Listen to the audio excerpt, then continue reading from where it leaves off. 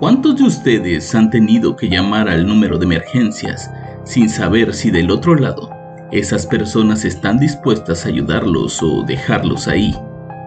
¿Cuántos de ustedes se han puesto a pensar en lo difícil que es para ellos tomar decisiones en cuestión de segundos, que afectarán de manera positiva o negativa sus vidas? Justo de eso trata el episodio de hoy. Bienvenidos una semana más a Radio Macabra, su programa favorito de la noche.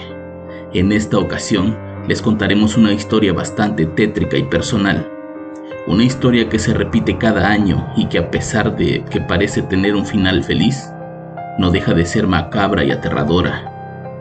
El episodio de hoy se titula La llamada de la muerte y es traída para ustedes solo aquí, en Radio Macabra. Éxitos que te matarán de miedo.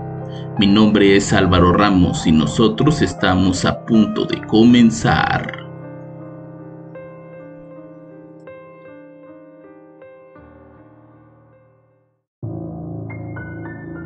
El trabajo de los paramédicos es bastante serio. Hay que tener vocación y mucho sentido de responsabilidad.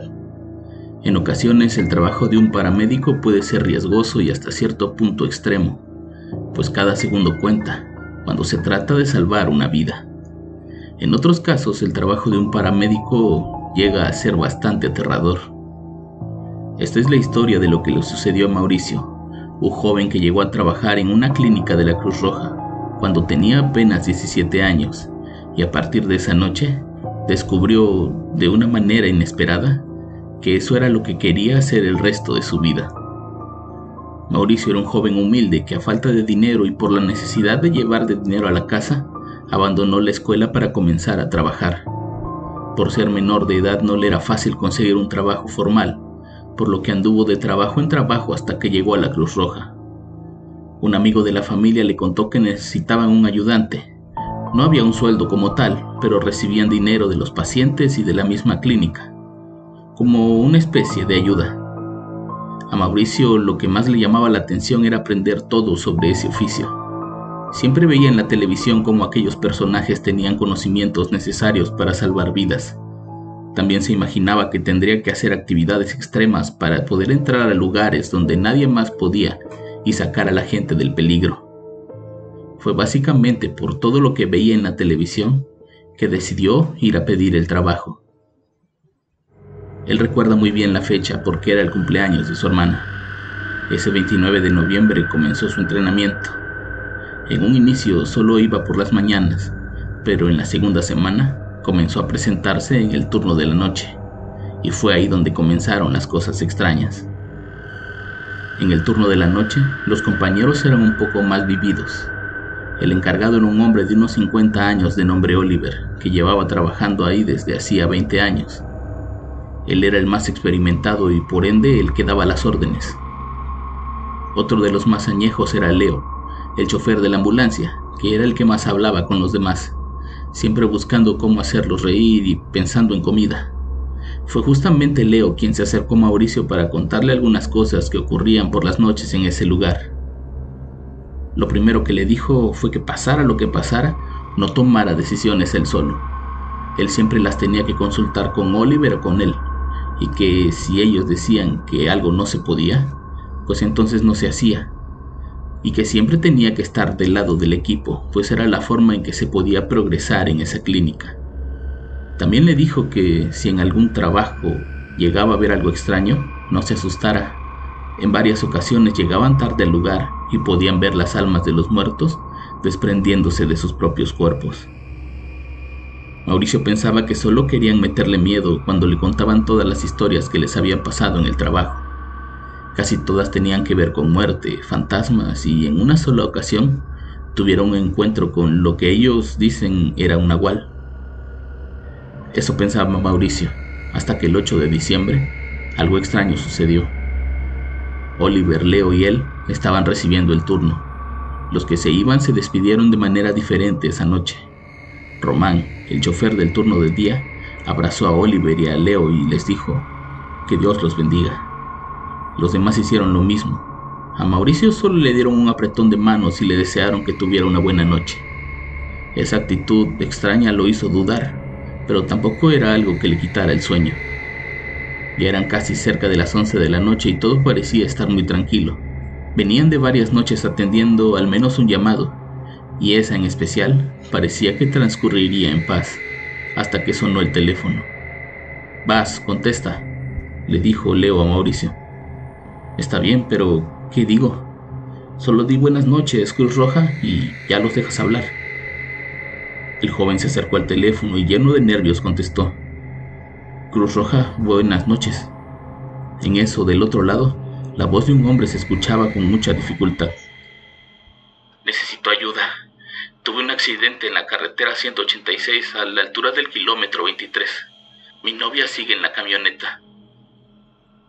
«Dice que tuvo un accidente en la 186», dijo el joven sin saber qué hacer. «Pídele su ubicación exacta y su nombre», le dijo Oliver sin levantarse de la silla. ¿Me podría decir su nombre y la ubicación exacta?»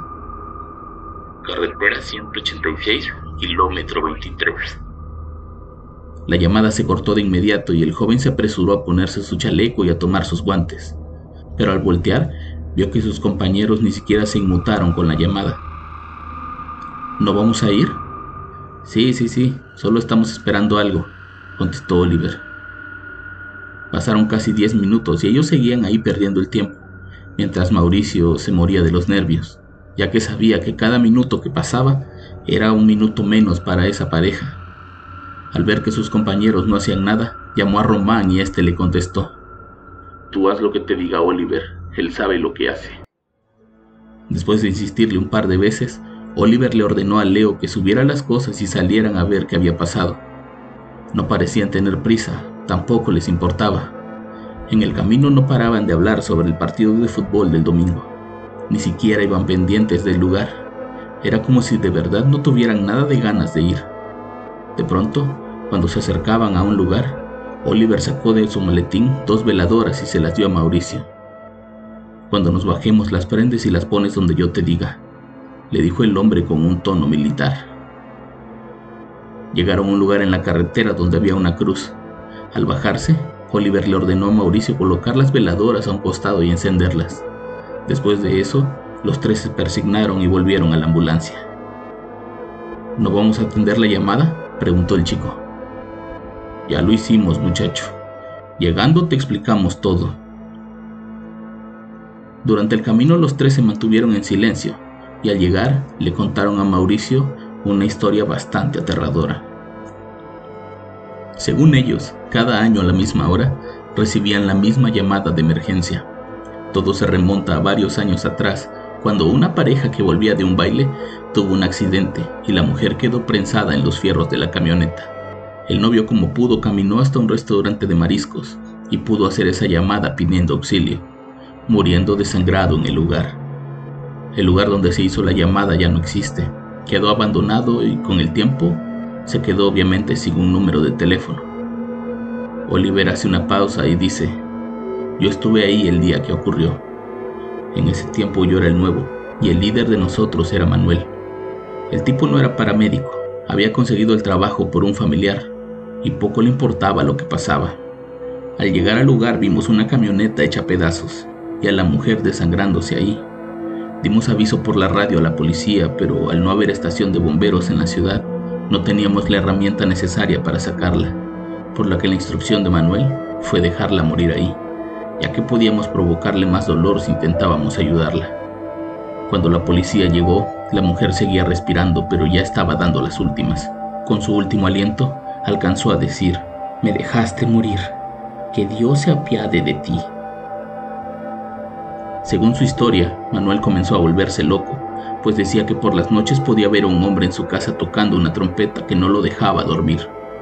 Poco a poco comenzó a ver a ese hombre durante el día. Lo veía en el trabajo, en la tienda, en el baño y siempre tocando la misma trompeta. Lo raro era que nadie más lo veía o lo escuchaba. Fue por eso que se tomó la decisión de darlo de baja y que pasara el resto de sus días encerrado en su casa. Hasta que un día, finalmente decidió irse para dejar de ver al hombre de la trompeta. Tiempo después sabrían que el hombre que hizo la llamada y su novia eran parte de un grupo musical y venían regresando de una fiesta en la que habían tocado. Ese hombre tocaba la trompeta y el clarinete, y ella hacía los coros.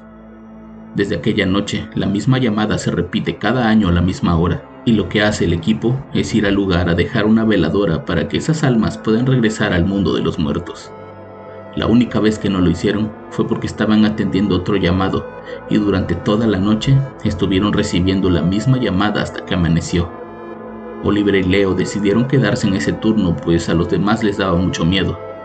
Ellos de alguna manera habían logrado sacar fuerzas de su miedo para poder continuar con aquella tradición, pues sabían que de no hacerlo, las cosas podían ser peor para ellos. Mauricio entendió esa noche el valor de salvar una vida, o al menos de hacer todo lo que estuviera en sus manos para lograrlo. Decidió quedarse con ellos en ese turno, y cuando Oliver y Leo se retiraron, él se convirtió en el nuevo paramédico que continuaría con esa tradición. Hasta el día de hoy, Mauricio no ha faltado un solo año a ese lugar. Compañeros han ido y venido, casi todos asustados por esa llamada de auxilio que se repite, como castigo para quienes no cumplieron con su deber de salvar una vida.